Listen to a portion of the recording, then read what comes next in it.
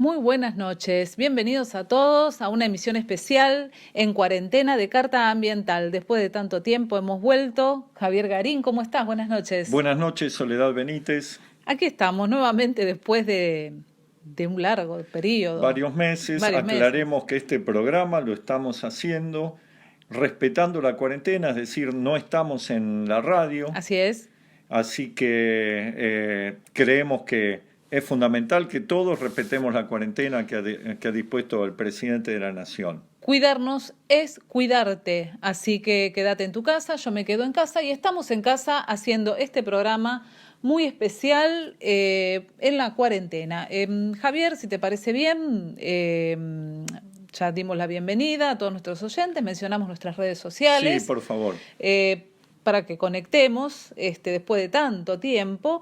Tenemos en Facebook la fanpage que hacemos con el planeta, en Instagram, @cartaambiental, lo mismo en Twitter, @cartaambiental, en YouTube el canal de Historia y Política, videos de programa, es ahí donde tienen que ingresar para poder escuchar toda nuestra programación. El invitado especial de hoy, ¿quién es? Jorge Rulli, nuestro habitual, uno de nuestros corresponsales ambientales. Y vamos a tocar un tema, bueno, justamente el tema de máxima actualidad, ¿no? Coronavirus y su relación con el medio ambiente.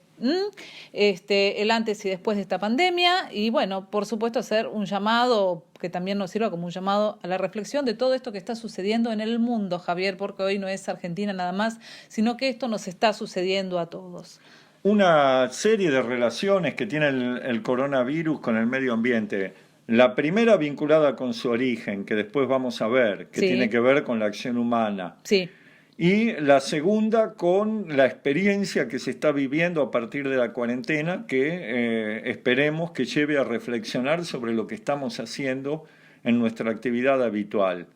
Y la tercera, como vos bien señalaste, ¿qué es lo que va a pasar después? Después, exactamente. ¿Servirá para aprender esto en algunas cuestiones? ¿Servirá o volveremos más desenfrenadamente, como dicen algunos, para recuperar el tiempo perdido a contaminar y contaminar y contaminar con una serie de actividades humanas? Entre algunos de los efectos de la cuarentena que se está viviendo mundialmente, se ha visto que la naturaleza en las redes se ha informado uno mismo en lugares donde no se veían más animales, o la transparencia de las aguas de los ríos, o la claridad de la atmósfera porque se ha dejado de contaminar con la quema de combustibles fósiles.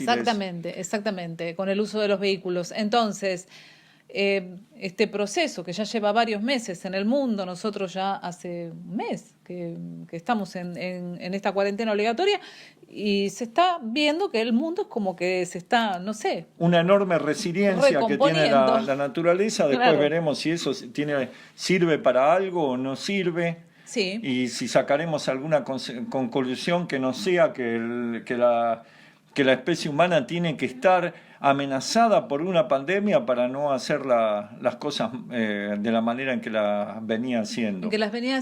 Y yo creo que hoy la humanidad debe plantearse esto, no, o sea, sí, es algo terrible lo que nos está sucediendo, creo que también es provocado por nosotros mismos, de alguna forma, la humanidad es como que siempre busca autodestruirse, pero también se tiene que ver el después como una oportunidad para plantearnos a nosotros mismos cómo seguimos. O sea, es como empezar de cero. Yo creo que el mundo, la vida, o sea, la forma en que estamos viviendo nos está dando una oportunidad para empezar de nuevo. Replantearnos muchas cosas. Exactamente. Podemos leer un párrafo de la Carta Ambiental que escribió el general Perón en 1972, febrero de 1972 en Madrid, 4 meses antes de que se celebrara la conferencia sobre la Tierra, la primera conferencia sobre la Tierra en Estocolmo de las Naciones Unidas. Siempre leemos nosotros algún párrafo. Sí. Y el día de hoy vamos a leer algo que tiene que ver con el cambio que tenemos que hacer, con la revolución mental que tenemos que hacer. Y mira, hace tantos años lo planteaba Perón. Bueno, vamos a la lectura de eso. Acá estamos. Bien. ¿Qué hacer? Si se observan en su conjunto, los problemas que se nos plantean y que hemos enumerado, comprobaremos que provienen tanto de la codicia y la imprevisión humana como de las características de algunos sistemas sociales, del abuso de la tecnología, del desconocimiento de las relaciones biológicas y de la progresión natural del crecimiento de la población humana. Esta heterogeneidad de causas debe dar lugar a una heterogeneidad de respuestas, aunque en última instancia tenga como denominador común la utilización de la inteligencia humana. A la irracionalidad del suicidio colectivo debemos responder con la racionalidad del deseo de supervivencia. Para poner freno e invertir la marcha hacia el desastre es menester aceptar algunas premisas. 1. Son necesarias y urgentes una revolución mental en los hombres, especialmente en los dirigentes de los países más altamente industrializados, una modificación de las estructuras sociales y productivas en todo el mundo, en particular en los países de alta tecnología, donde rige la economía de mercado y el surgimiento de una convivencia biológica dentro de la humanidad y entre la humanidad y el resto de la naturaleza. Esa revolución mental implica comprender que el hombre no puede reemplazar a la naturaleza en el mantenimiento de un adecuado ciclo biológico general, que la tecnología es un arma de doble filo, que el llamado progreso debe tener un límite y que incluso habrá que renunciar a alguna de las comodidades que nos ha brindado la civilización. Que la naturaleza debe ser restaurada en todo lo posible, que los recursos naturales resultan agotables y por lo tanto deben ser cuidados y racionalmente utilizados por el hombre. Que el crecimiento de la población implica aumentar la producción y mejorar la distribución de alimentos y la difusión de servicios sociales como la educación y la salud pública, y que la educación y el sano esparcimiento deberán reemplazar el papel que los bienes y servicios superfluos juegan actualmente en la vida del hombre. Interesante y anticipatoria esta reflexión del general Perón, sí, que fue el primer ecologista estadista que se preocupó por el medio ambiente en América Latina y uno de los primeros del mundo. Sí. Y sobre esto último que plantea en algún momento que hay que llevar adelante una revolución mental, tal vez nos ayude la pandemia actual a por lo menos ver las cosas de otra manera, a empezar a comprender que ese nivel de consumismo, ese nivel de... ese capitalismo salvaje, ¿no? Sí, pero no solo, no es solo el capitalismo, ¿no? Porque también China, que bueno, en definitiva... es un capitalismo de Estado, pero en su momento la Unión Soviética siendo un comunismo, todos hemos agredido y agredimos permanentemente todos los sistemas sociales al medio ambiente. Sí. Y hoy, por lo menos los que estamos acatando la cuarentena en todo el mundo, nos damos cuenta de que hay muchas cosas superfluas, cosas que tal vez en algunos casos muchos deben estar angustiosamente extrañando. Pero también es cierto que situaciones como las del presente nos llevan a reflexionar. Y esto ya aparece en los antiguos mitos, aparece en las religiones antiguas, bajo la forma de una advertencia que hacen las divinidades a los hombres cuando los hombres no se atienen a lo que deben hacer. Lo hemos visto en el mito del diluvio ya en la antigua Sumeria, hace 3000 años, sí. Mito después recogido por los babilonios, recogido por la Biblia y que ha llegado hasta nosotros y en donde hay una clara advertencia de que no son impunes la violación del orden natural por parte de los hombres. Hemos recibido varios llamados de atención en las últimas décadas. Los incendios del Amazonas, esto fue muy reciente. El cambio climático. El cambio climático, pero que viene... Bueno, lo hemos hablado acá en nuestro programa en varias oportunidades, cómo ha cambiado el clima, pero además de la forma, y nos castiga. Nos castiga con tormentas, con el aumento del nivel de los mares. Con los fríos. Claro, exactamente, la extinción masiva de especies. Ahí está el punto, coronavirus y especies. Lo que está vinculado precisamente con hay dos teorías sobre el coronavirus que andan dando vueltas. Una que dice que se produjo en un laboratorio, como parte de un experimento o de una guerra biológica. Sí, ¿y la otra? Esto ya sería una manipulación indebida de la naturaleza que está mostrando, digamos, un efecto como ha sido también el de crear la bomba atómica. Denominador común. El orgullo del ser humano creyendo que puede elegir la Torre de Babel, bueno. otro mito antiguo que la mentalidad cientificista desprecia, pero que nos transmite una verdad. Y por otro lado, la otra teoría es que es producto el coronavirus, que tiene como agente habitual a los murciélagos y a otros animales silvestres. Que son comercializados en esos mercados. En China y que son comidos. Son comidos y además comercializados y en condiciones de hacinamiento, porque hace poco vimos con vos un documental donde mostraban un maltrato a los animales. Pero aparte conviviendo con los animales silvestres, los seres humanos, de una forma... Con un fenómeno adicional, que es la deforestación que también ha llevado adelante China, sin importarle las consecuencias. Y bueno, yo el otro día compartí una reflexión en nuestra página de Facebook. ¿Qué hacemos con el planeta? ¿Qué hacemos con el planeta? Planteando, ¿vieron que se puede vivir sin andar corriendo todo el día por la plata, el prestigio o el poder? Sin estar subiéndose al auto como desesperados, sin tomar aviones para cualquier lugar del mundo, sin comprar millones de objetos inútiles, sin ir a los shopping como ganados, sin correr detrás de permanentes distracciones que no necesitamos, sin estar comprando y produciendo porquerías inútiles. Tuvo que venir una pandemia para que entendamos lo que nos decía Jesús con aquello de consideren las aves del cielo, consideren los lirios del campo, no se preocupen por el día de mañana, nadie puede agregar a su estatura un codo, no pongan el corazón en los tesoros del mundo, etcétera, etcétera. ¿Qué tendrá que pasar la próxima vez para que aprendamos?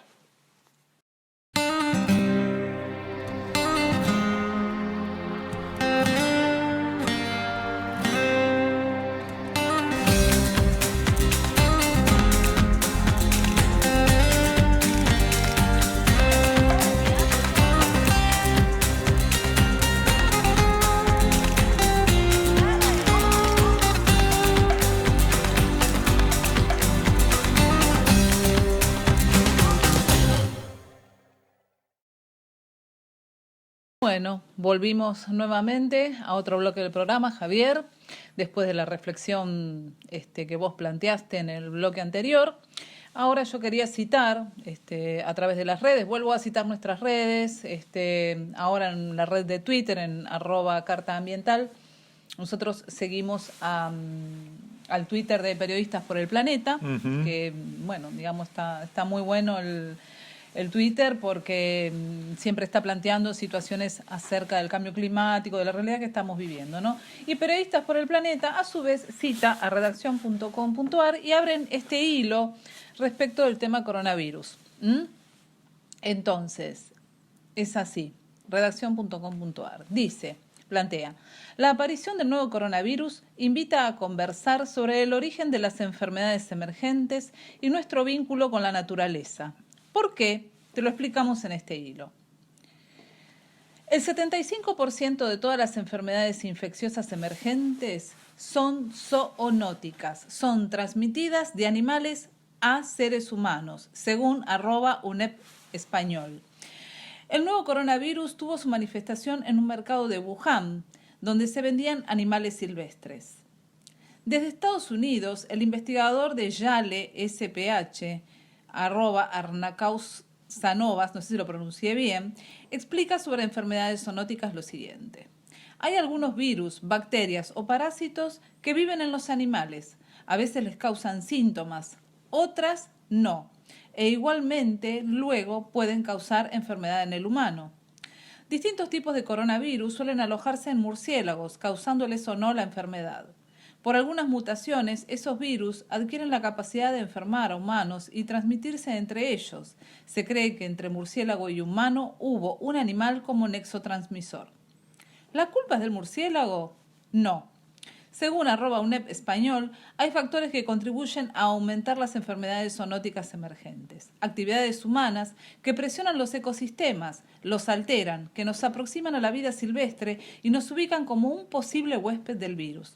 Entre ellos la deforestación o el consumo de animales silvestres como Sí. si fueran animales Domésticos. domésticos o Sí, de sí, cría, sí, ¿no? sí, tal cual. Y en algunos lugares hasta lo tienen como un Como mercado. mascota. No, pero aparte, hace poco vi un documental en un país de acá de Latinoamérica, no quiero hablar pavadas y no quiero decir cuál es porque no lo recuerdo bien, pero hablaban de que por el efecto coronavirus y la pandemia y la cuarentena les había bajado la venta de los En animales Centroamérica. silvestres. En Centroamérica, sí, que eran unas ranitas preciosas de colores que están ahí en Sí, centro, pero que las trafican. Todo eso es tráfico de animales. eso está legalizado porque Ajá. las crían. O sea, Ajá. se dedicaron a eso también. O sea, a hacer esa locura, ¿no?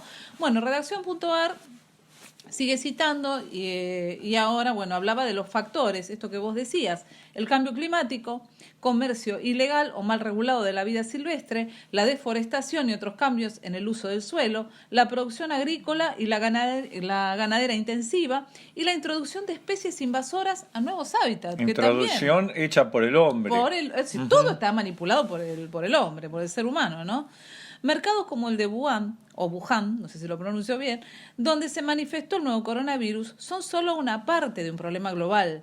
Nunca antes habían existido tantas oportunidades para los patógenos para pasar de los animales silvestres y domésticos a las personas, cuenta Andersen Inger, de UNEP.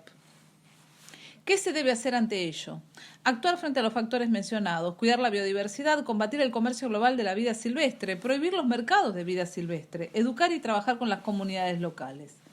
Bueno, después citan acá una nota donde dice podés conocer más sobre el tema en una nota de Thais Gadea Lara con testimonios de, bueno, distintos autores, universitarios y científicos, donde, digamos, te cito la nota, dice, ¿podemos evitar una próxima pandemia? Bueno, y habla, digamos, de este vínculo entre las violaciones que comete el ser humano a la naturaleza y la expansión de estos virus convertidos en pandemia. Bueno, y hay una nota muy interesante donde habla, bueno, de las enfermedades, de las transmisiones, de la deforestación, bueno, y del comercio. ¿Querés leer algunas cosas que ha dicho Greenpeace Argentina, que ha publicado en una nota que difundió, que me parece que también tiene que ver con de interés? COVID. Está claro, lógicamente, ¿no? COVID, clima y medio ambiente. 5 respuestas que tenés que saber. Bueno, lo vamos a leer entonces. Lo vamos leyendo por turno, si te parece. Dale. La emergencia sanitaria que enfrenta Argentina y el mundo nos afecta todos los días. Bueno, ya sabemos de qué manera nos afecta. Cuando hay complicaciones, nuestra fortaleza también se basa en la capacidad que tenemos para permanecer lúcidos y no aceptar ninguna respuesta política cuando hablamos de la crisis del coronavirus. Las industrias más tóxicas están en movimiento, mientras que los primeros planes de recuperación ya están surgiendo. Garantizar que el restablecimiento sea ecológico, justo y cívico depende de nosotros. Después vamos a hacer mención a una cuestión que tiene que ver con de qué manera se va a recuperar el mundo después del coronavirus y si eso no va a terminar siendo peor para el medio ambiente. Esperemos que no. ¿Existe un vínculo? Primera cuestión, ¿existe un vínculo entre la pandemia del coronavirus y el cambio climático? Bueno, te dejo la respuesta a vos. La hipermovilidad humana fue, sobre todo, lo que favoreció la pandemia de coronavirus. De hecho, si las personas hubieran disminuido cada vez más sus traslados, el contagio habría sido más limitado. Este es el objetivo del encierro. Pero las enfermedades infecciosas se ven favorecidas por el cambio climático y la destrucción de la biodiversidad. Algunos animales, como los mosquitos, extienden sus territorios y por lo tanto propagan enfermedades infecciosas más fácilmente. El ejemplo de la gripe también sorprende, debido a que los inviernos son cada vez menos intensos. Ahora el virus está activo durante un periodo más largo, incluso durante todo el año en las regiones tropicales. Justamente porque se ha visto obligado a mutar este virus para adaptarse al cambio climático. Entonces, y como también hemos visto el brote de dengue cada vez en latitudes más al sur, producto del cambio climático. Y bueno, en Argentina también tenemos dengue hoy conviviendo junto al coronavirus. ¿Disminuyen realmente las emisiones de dióxido de carbono desde el comienzo de la crisis del COVID-19? Sí. Las emisiones de dióxido de carbono responsables del cambio climático se redujeron en forma significativa en los países afectados por el coronavirus. Esto que hablábamos al principio del programa, ¿no? En China, las emisiones cayeron casi una cuarta parte entre principios de febrero y marzo de este año, en comparación con el 2019. Asimismo, en el norte de Italia y en los Estados Unidos se comenzó a registrar una reducción en las emisiones y en la contaminación del aire. ¿Por qué se da esta disminución tan significativa? ¿Está directamente vinculada a la reducción drástica de las actividades industriales que dependen en gran medida del carbón y el petróleo? Del mismo modo, la desaceleración de la movilidad de las personas, en particular la vinculada al tráfico aéreo global, un sector que emite gases de efecto invernadero, parece conducir mecánicamente a una caída de las emisiones de dióxido de carbono. De hecho, se ha reportado y han aparecido en las redes fotografías tomadas desde 200 kilómetros de distancia que muestran que se ha vuelto a ver el Everest como no se veía desde la India. Claro, desde hace más de 40 años que se había dejado de divisar el Everest. Más, y ahora se ve, sí. Desde la lejanía estamos hablando, ¿no? Sí. Del mismo modo, bueno, no, eso ya lo leí, sin embargo no hay nada de qué alegrarse. O sea, por esto que estábamos comentando, ¿no? Estos descensos únicos se producen después de un largo periodo de aumento continuo. Los últimos 5 años fueron los más calurosos y además 19 de los 20 años en los que se registró mayor temperatura corresponden a este siglo. Tenemos que agregar algo más sobre esto, ¿no? Porque por un lado hay un impacto muy positivo, pero por el otro hay un estudio que ha publicado hace poco, se ha publicado en medios europeos, creo que en el diario El País, un estudio hecho por investigadores que analizaron las últimas crisis que generaron una desaceleración de la economía, como ocurrió con la crisis financiera del 2008 y con otras crisis globales. Sí. Que efectivamente hubo una disminución de la contaminación mientras duró el parate económico, pero cuando esa crisis terminó, se produjo una multiplicación, un efecto rebote. ¿A qué se debe eso? Y porque se intenta recuperar el nivel de crecimiento, claro. Y los gobiernos se muestran, especialmente después de una crisis, mucho menos rígidos en la aplicación de las normas ambientales. Se muestran más laxos, más flexibles y favorecen que una vez más volvamos a contaminar peor que antes. Qué bárbaro. Es decir, es contraproducente entonces, totalmente. O sea, todo bien, pero después... O sea, todo depende de que haya realmente un cambio en la actitud, porque sobre todo en los líderes globales que gobiernan, en los líderes políticos. Que están dispuestos en algunos casos, como lo ha demostrado Trump, Bolsonaro, López Obrador y algunos dirigentes europeos, Boris Johnson, en priorizar la economía. Priorizan la economía, exactamente. Cosa que acá tenemos que destacar.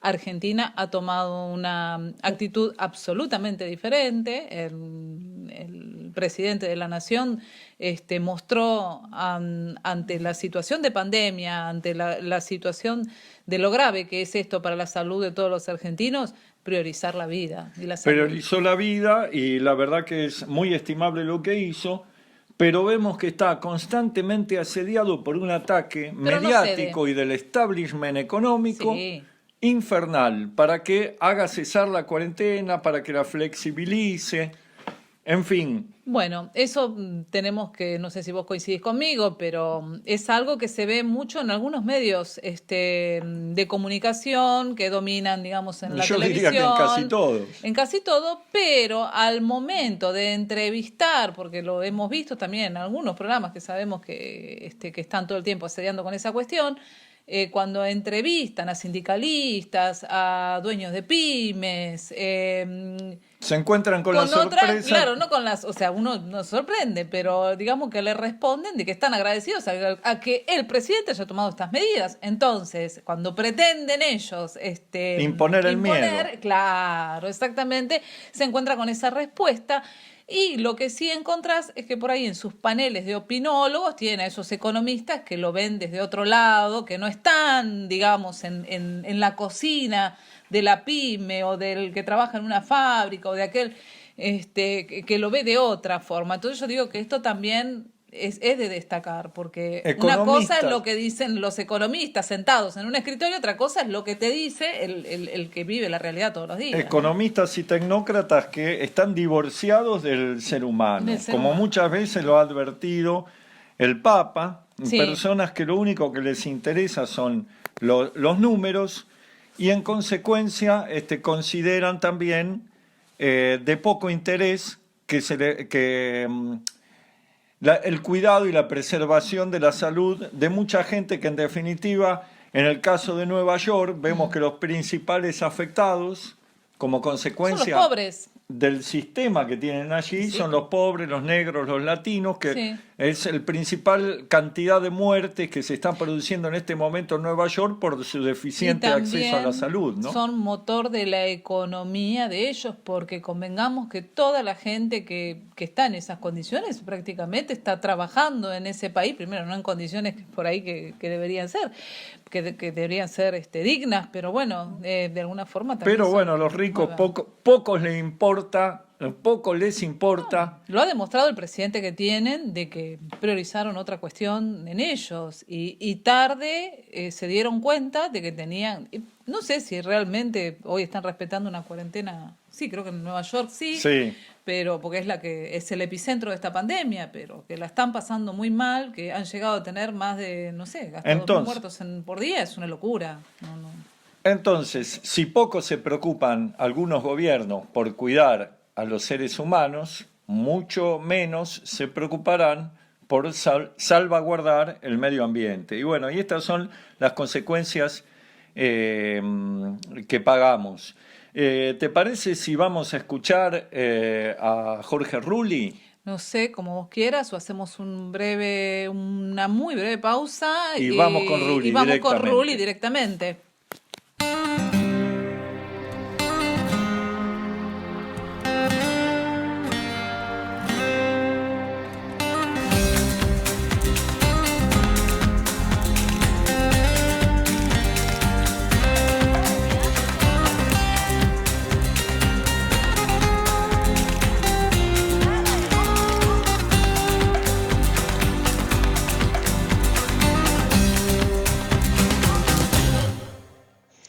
Bueno, esta es una grabación para el programa Carta Ambiental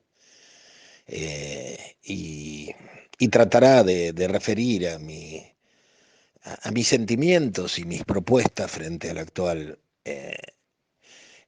crisis que está viviendo el mundo con la pandemia del coronavirus. En realidad yo quisiera comenzar hablando de las dificultades que hemos tenido en estos últimos años para hablar de la catástrofe climática que nos amenaza, que es evidente porque basta hablar del derretimiento del Ártico o del Antártico, ¿no? De las islas terribles de hielo que se van desprendiendo, las islas de plástico que flotan en el océano y sobre las cuales hay muchos documentales, es difícil no haberse enterado de la contaminación de los mares, la muerte de las especies. Cada hora desaparecen especies de la fauna que no veremos más y que ni siquiera podríamos jamás volver a aprovechar porque muchas veces ni siquiera hemos registrado la existencia de algunos insectos, de algunos moluscos, de algunos batracios que están desapareciendo constantemente debido a la contaminación, debido sobre todo a la destrucción de hábitats, ¿no? Los hábitats silvestres son destruidos constantemente, sobre todo por la minería, la deforestación de bosques, generalmente para hacer cultivos industriales, ¿no?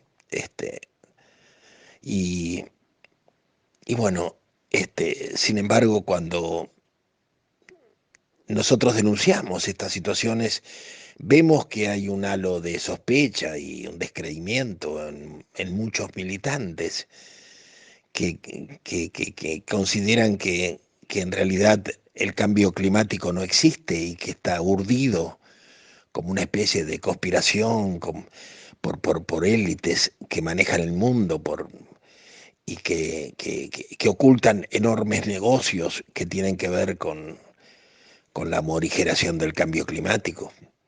Y cuando insistimos en reivindicar la ecología como una fuente del conocimiento y del espíritu de la humanidad, este, sobre todo teniendo en cuenta que Perón en el año 1972 escribió la Carta Ambiental, que inspiró a muchísimos líderes mundiales, incluso a la reunión grande de Estocolmo de las Naciones Unidas.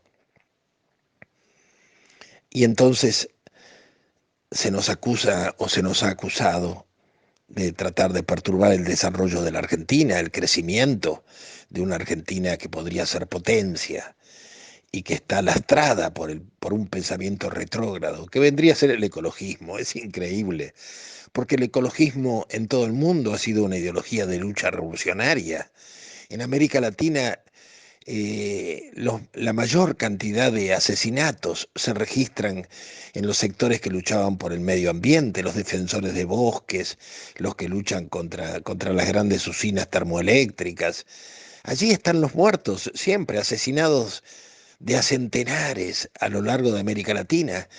Y sin embargo, en la Argentina una visión urbanocéntrica y modernizante, en una militancia progresista, nos ha tratado como una especie de retrógrados que deberíamos avergonzarnos por llamarnos ecologistas. Yo he sido peronista desde las épocas de la resistencia peronista y no dudo, me he llamado ecologista durante años, me he definido como ecologista durante años y he participado en innumerables reuniones internacionales. Y me acuerdo que una vez logramos una gran reunión, logramos que una gran reunión ecológica este, creo que fue en Holanda, logramos canalizarla por las calles y llevarla a la sede de la WWF, donde le hicimos un enorme escándalo, porque es el capitalismo verde, la WWF, y ahora siento que me confunden con ellos, con el príncipe de Inglaterra. Es increíble, ¿no? Y es simplemente ignorancia, ignorancia del mundo, un terrible provincianismo argentino centrado este, en el propio ombligo, pero desconocedor incluso de nuestras propias tradiciones. De nuevo, vuelvo. Se dicen peronistas y no leyeron nunca la Carta Ambiental. Y se dicen creyentes y tampoco leyeron la encíclica, o acaso la leyeron y no la comprendieron. Pero bueno, todo esto es el antecedente inmediato de la pandemia. La pandemia es algo terrible, pero también es un umbral civilizatorio. Es el mundo de la globalización que termina, que ha colapsado. Y yo no sé si acaso, como dicen ahora algunos, el virus escapó de los laboratorios de Wuhan. En realidad siempre sospeché que había sido así, que había una manipulación. ¿Por qué? Porque hace muchos años que vengo denunciando las quimeras de Monsanto, desde la época en que Monsanto cerró filas con Cuba y una bióloga molecular en un acto de enorme confianza personal me dijo, cuando yo le pregunté, ¿por qué Monsanto haría un negocio con Cuba ante la posibilidad de malquistarse con el gobierno de los Estados Unidos? Y ella me dijo, Ruli, solamente te puedo preguntar una cosa. ¿Dónde podría llevar a cabo Monsanto las quimeras que necesitan para poder manejar y controlar eh, y acostumbrarse a manejar a los genes y las recombinaciones de genes? En aquel entonces se hablaba mucho de monos mezclados con moluscos, o de verduras, o de lechugas mezcladas con luciérnagas, que daban lechugas que de noche brillaban con luces propias, pero en realidad lo que más se podía o lo que más interesaba al gobierno de Cuba era mezclar cerdos con seres humanos para producir órganos que sirvieran a la, al traslado, a la industria del traslado de órganos, ¿no? Hígados, corazones que no fueran tan rechazados, sino que tuviesen una genética humana mezclada con la del animal para que los médicos pudiesen morigerar el rechazo del organismo trasplantado, ¿no? Monstruoso. Pero es verdad, ¿dónde podía no haber un control ético? ¿Dónde podía no haber una iglesia cerca de cualquier tipo que denunciara estas cuestiones? En Cuba. Las quimeras fueron un escalón imprescindible de todas las grandes organizaciones que trabajaban con modificaciones genéticas. Bueno, hoy algo parecido, yo no soy un entendido en esto, pero me imagino que algo parecido debe ocurrir a nivel de los virus y de las proteínas que los contienen y las manipulaciones entre virus de animales y virus de seres humanos.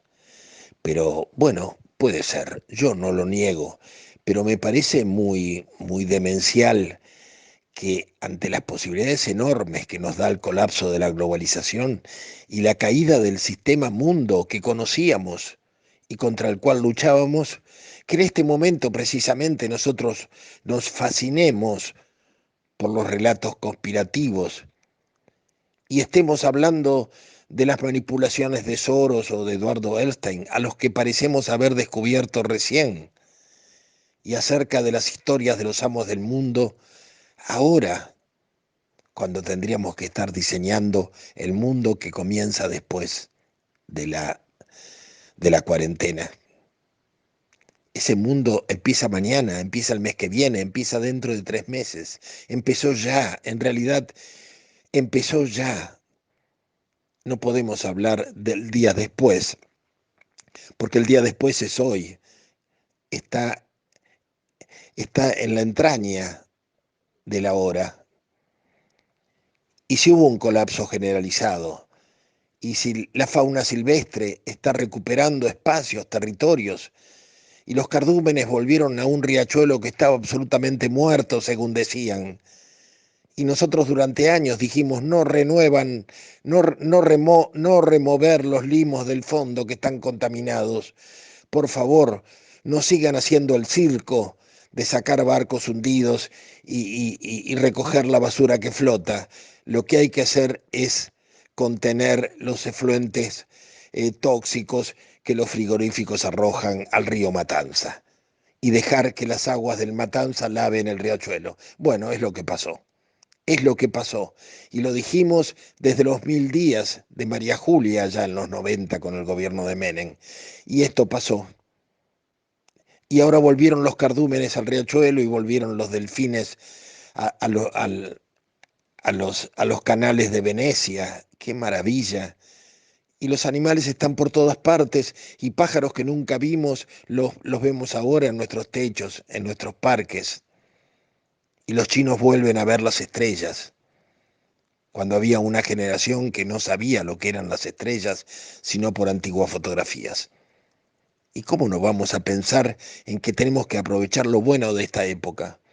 Y que estuvimos en cuarentena y pudimos reconciliarnos con nuestra esposa y hablar largo por primera vez con nuestros hijos y cocinar juntos y volver a jugar a las cartas y al ajedrez y pasar días y días solos juntos, riéndonos, poniendo música, aprendiendo unos de otros. ¿Cómo no vamos a aprovechar esto?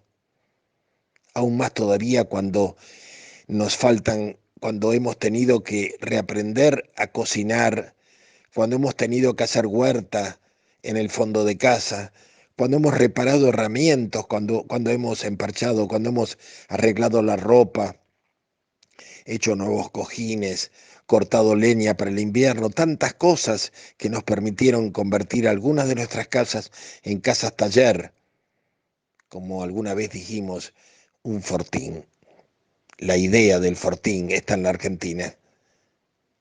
Cuando se empezó en las unidades básicas, cada unidad básica cada casa peronista debía ser una unidad básica, un fortín.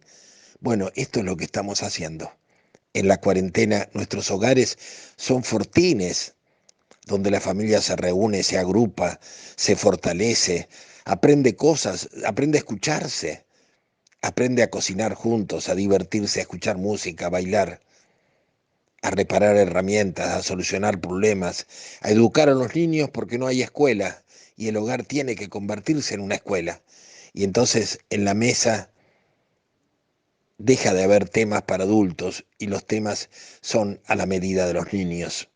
¡Qué bueno! ¡Qué bueno! Y el mundo de mañana comienza hoy y se está dibujando. ¿Y qué pretendemos? Alexander Dugin, el gran filósofo ruso, dice que la globalización colapsó y lo que viene es la posglobalización. Y que en la posglobalización la lucha va a ser terrible entre los globalizantes y los posglobalizantes. O sea, los globalizantes son los que van a arrastrar las propuestas de ayer y los posglobalizantes somos nosotros que queremos un mundo nuevo. Pero la ingenuidad reinante hace que unos se fascinen por la conspiranoia total de saber qué pasó con el virus y los otros estén rogando que volvamos a la normalidad. Y entonces uno se pregunta, ¿qué normalidad? Si la normalidad nos llevó a esta crisis. No volvamos a la normalidad, ¿o acaso queremos volver a otra pandemia, a otra situación catastrófica y apocalíptica? Por favor, esto era previsible, siempre lo dijimos. Si hemos desarrollado más de 30 millones de hectáreas de soja transgénica y la alimentación que tenemos es comida chatarra, el sistema inmunológico se nos cayó al piso a los argentinos y hay muchísima gente con hambre y no tenemos un sistema sanitario adecuado porque la medicina alopática está cada vez más dura, más excluyente de otros pensamientos y de otros recursos.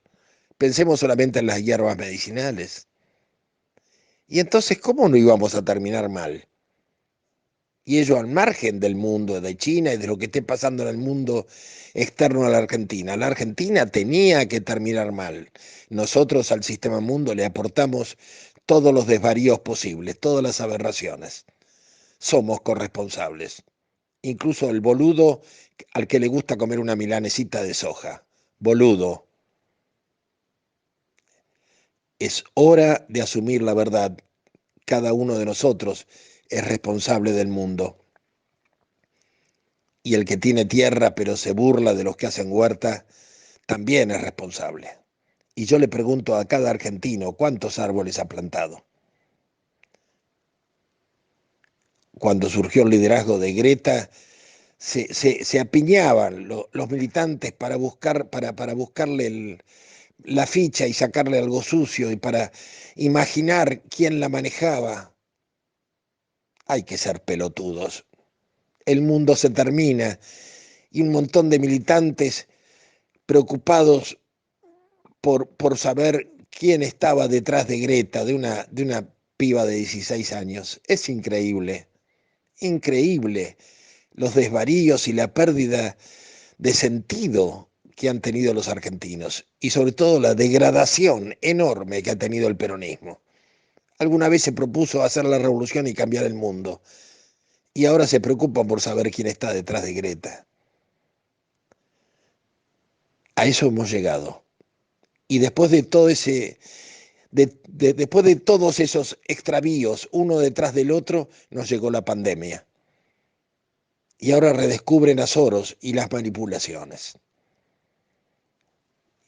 Y por supuesto que las manipulaciones siempre estuvieron. Y que Soros es un demonio y que su mano derecha se llama Epstein. Y cuando nosotros hablábamos de Epstein, ellos no sabían de quién hablábamos, porque nunca lo habían escuchado. pero ahora están concentrados en saber cómo Einstein manipula el coronavirus. Cuando llegó el momento de reconstruir el mundo con esperanzas, con alegría, con autosuficiencia, con soberanía alimentaria, con repoblamiento del interior, con familias con muchos hijos, con amor por los animales, Es decir, hay una cosa que reconocer. La especie humana se ha convertido en una plaga, pero no por ella misma y tampoco por el número, porque todos saben, los 7.000, 8.000 millones dicen que la Tierra no los puede bancar, mentiras. ¿Por qué somos una plaga? El ser humano es una plaga cuando está desarraigado. Y eso es lo que han hecho de nosotros y lo que tenemos que cambiar. El hombre que arraiga, planta árboles, cuida a sus pájaros, hace su huerta, ama a su esposa, ella lo ama a él, tienen hijos, son felices, se elevan espiritualmente, cultivan la música, la cultura, son continuadores de tradiciones y ellos no rechazan las nuevas tecnologías y todo eso, pero en realidad han salido del siglo XIX, de las creencias anacrónicas que alimentan a buena parte de la humanidad. La física nuclear avala todo lo que estoy diciendo. Las nuevas ciencias avalan lo que estoy diciendo. Es el anacronismo, la tosudez, los relictos de un pasado que ha sido derrotado, lo que nos han traído a esta situación estúpida en que no somos capaces de aprovechar la gran oportunidad de construir un mundo nuevo. Nos regalan una oportunidad para la cual nos tendríamos que haber preparado toda la vida. Bueno, ahí la tenemos. Pongamos manos a la obra. Gracias.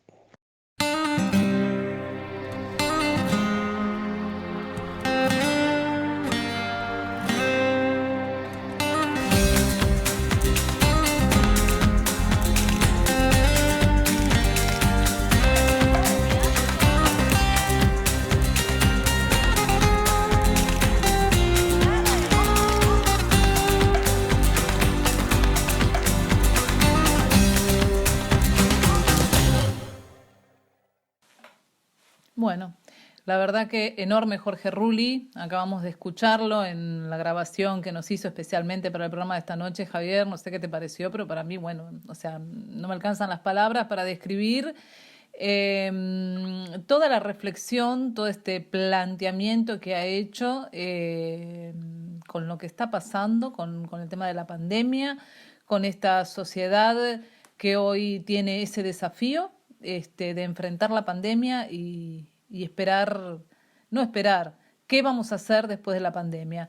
Creo que Jorge Rulli fue muy claro, lo dejó muy concreto en su pensamiento y no sé, yo la verdad me quedé muy conforme con lo que planteó, ¿no? Creo que es una de las mejores intervenciones que ha tenido Rulli en nuestro programa. Siempre que lo hemos entrevistado ha sido muy bueno, pero la verdad que en estos momentos que tenemos que reflexionar nos ayuda mucho. Él que es un hombre que para reflexionar no necesita estar en una cuarentena obligatoria, Claro. porque hace muchos años que viene hablando de esto, Sí, hace muchos años que viene planteando estos temas, y la verdad es que él bien señaló varios temas. Uno es el de la incomprensión de cierta dirigencia y cierta militancia política respecto de la cuestión ecológica. no Algo, solamente en nuestro país, sino en el mundo. en el mundo, En el en el mundo. mundo. Eso desde ya, pero que particularmente la vivimos nosotros por estar aquí, en el seno del movimiento nacional. Vemos hasta tal punto, es así, que en la página del Partido Justicialista de la provincia de Buenos Aires estaba la carta ambiental subida, y cuando uno intenta cliquear a ver qué pasó, la han borrado. Habrá sido un error, Javier. Habrá sido un error, ojalá que haya Yo sido creo un que error. Es un error involuntario y la Carta Ambiental tiene que volver a estar ahí. Esperemos que compañeros queremos eso. Si quieren los compañeros del Partido Justicialista de la provincia de Buenos Aires, nosotros le enviamos un link para que la puedan volver a subir. Yo creo que la van a volver a subir. Es muy importante que volvamos segura. a reflexionar sobre ese tema. Sí. Y bueno, mucha militancia que compró el desarrollismo y que cree que la función de la política no es el bien común, sino el crecimiento económico, aquello de lo cual ya Perón hablaba en el 72 que había que frenar. Planteaba Perón que el objetivo del crecimiento, salvo para los países en vías de desarrollo, no es un fin en sí mismo, que lo que hay que hacer es crecer de un modo sustentable siempre y cuando no se esté degradando la fuente de los recursos que permiten a la humanidad crecer, porque si no, habrá que volver a aquella teoría que también estuvo muy de boga en los años 70, que hablaba del crecimiento cero. Pero eso hoy es imposible de hablarlo porque hay un mensaje y hay un discurso totalmente economicista. Y bueno, Rulli lo ha planteado muy bien. Y en esta locura del mundo en el cual estamos todo el día corriendo, no nos preocupa tratar de mirar las estrellas, hablar con nuestros familiares, todo lo que tan bien describe Rulli.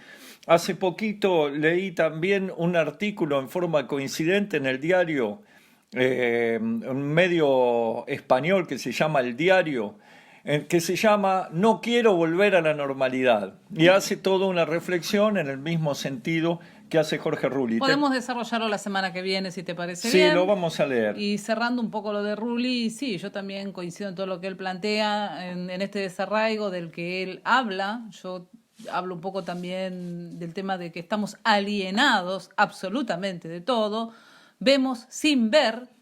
Tenemos una gran ventana para admirar muchísimas cosas que nos rodean, que son lindas, que son alegres, porque pueden cambiar el punto de vista. No lo vemos, no lo queremos ver, estamos sumergidos en esta parafernalia. Sí, como una vorágine. Exactamente. Y todo eso, sumado a otros factores, hace que el mundo enloquezca, no el mundo, sino los que habitamos en él. Pero bueno, es un tema a desarrollar, a seguir reflexionando y como siempre vamos a ir terminando el programa. A Rulli le agradecemos muchísimo que haya participado en forma virtual, hoy es todo virtual, y nos ayuda muchísimo y lo volveremos a invitar para un próximo programa, como también volveremos a invitar a muchos columnistas que tenemos en agenda para la semana que viene.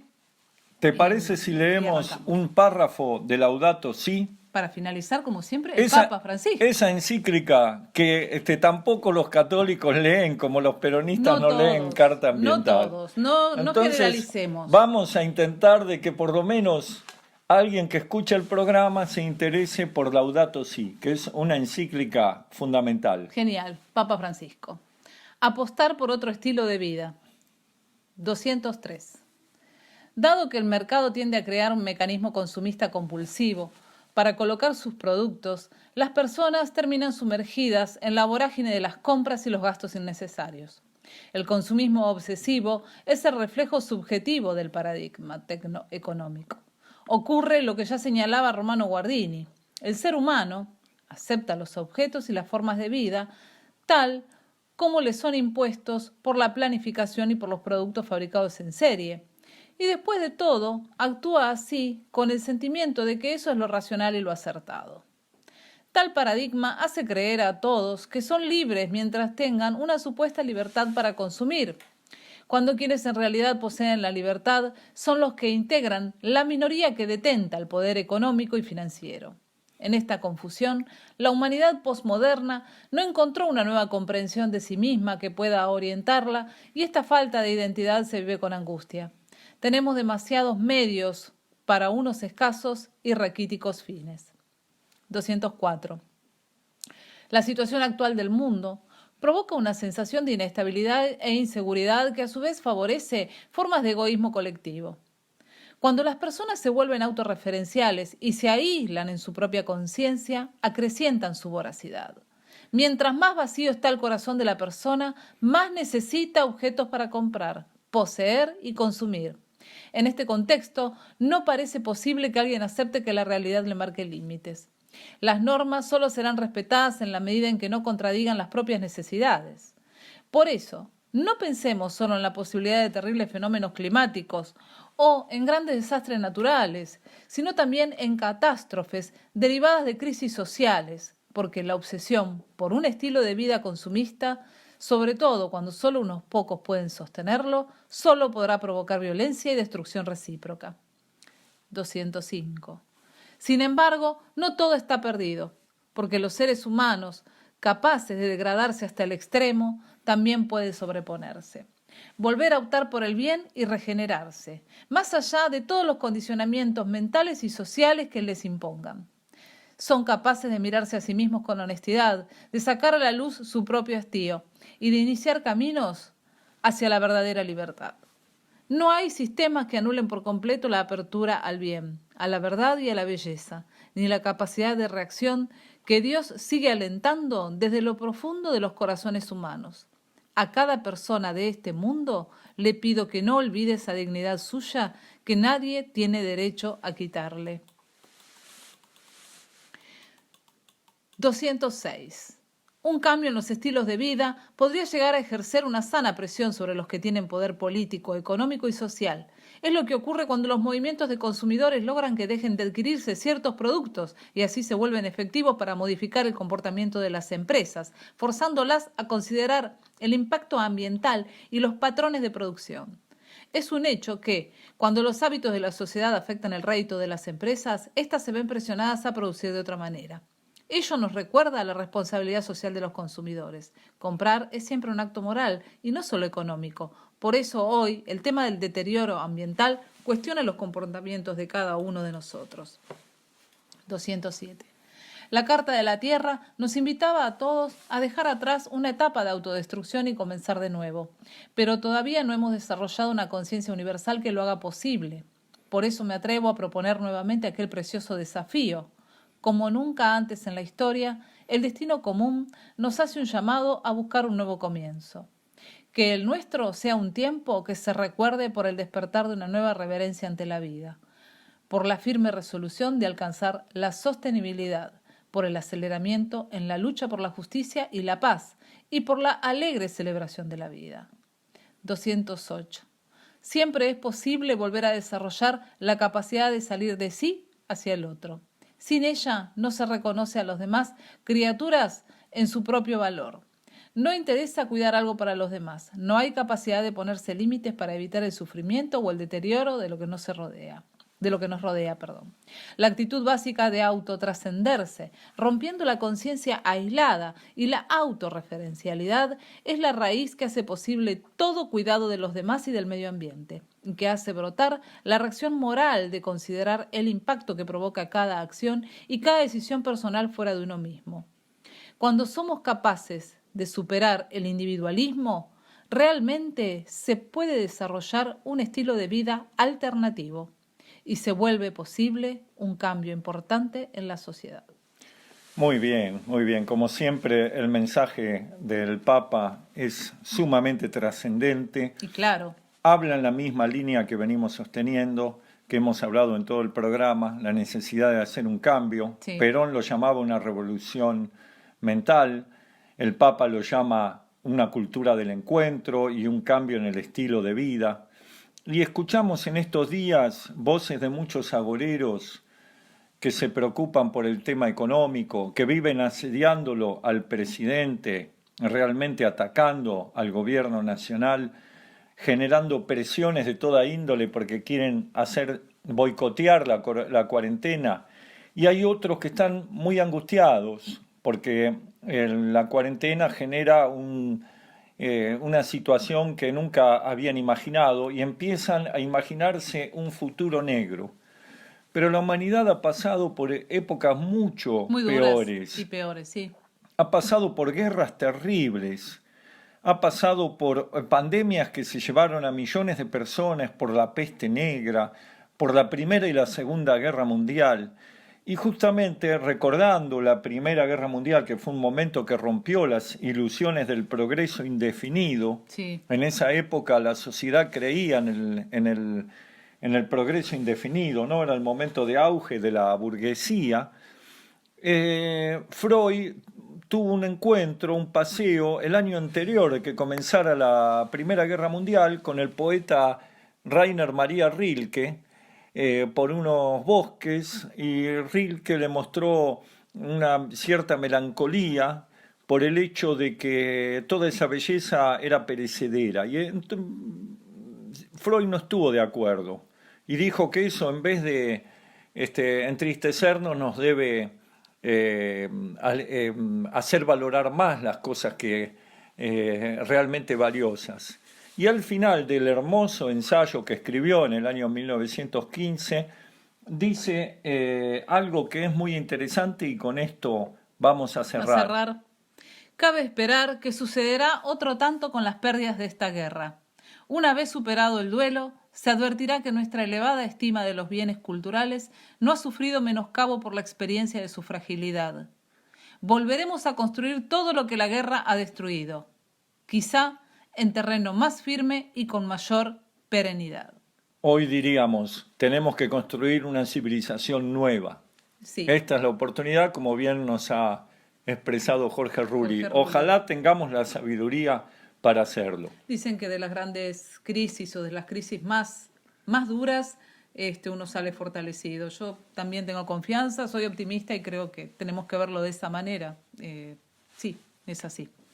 Bueno, quedamos para la próxima emisión, ¿no es cierto? Así es, nos pueden ver en todos los canales de comunicación a través de nuestras redes, así que el programa va a estar publicado a la brevedad allí. Buenas noches, muchas gracias a todos. Buenas noches, Javier. Buenas noches.